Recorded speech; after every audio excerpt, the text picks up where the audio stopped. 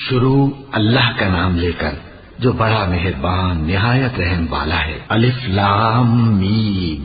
ये किताब यानी कुरान मजीद, इसमें कुछ शक नहीं कि अल्लाह का कलाम है। परहेजगारों के लिए रहनुमा है जो गैब पर ईमान लाते और आदाब के साथ नमाज पढ़ते और जो कुछ हमने उनको अता फरमाया है उसमें से खर्च करते हैं।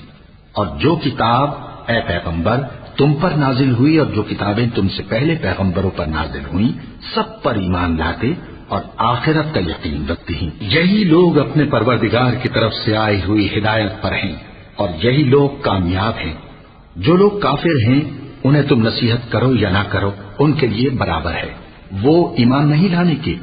अल्लाह ने उनके दिलों और कानों पर मोहर लगा रखी है और उनकी आंखों पर पर्दा पड़ा हुआ है और उनके लिए बड़ा अजाब तैयार है। और बाज लोग ऐसे हैं जो कहते हैं कि हम अल्लाह पर और रोज़े आखिर पर ईमान रखते हैं।